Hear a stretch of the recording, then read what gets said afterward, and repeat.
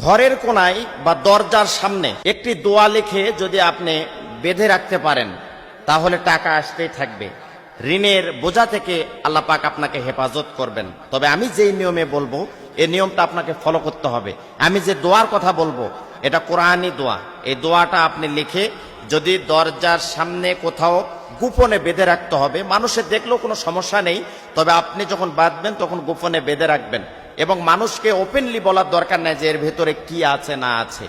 এবং আপনি রুমের যে কোনো একটি কোনায় এই নিয়মে, আমি যে নিয়মে বলবো এই দোয়াটি লিখে আপনি সুন্দর করে যদি বেঁধে রাখতে পারেন তাহলে বিভিন্ন বিপদ বালা মুসিবত থেকে আপনার পরিবার, আপনার ফ্যামিলি, আপনার ঘর নিরাপদে থাকবে এবং আপনার অভাব অনটন, দুর্ভিক্ষ, উৎকণ্ঠা, পেরেশানি এগুলো থেকে আল্লাহ রাব্বুল আলামিন কিন্তু আমাকে আপনাকে হেফাজত করবেন। দেখুন, গোপনে ঘরের কোনায় দোয়াটি রেখে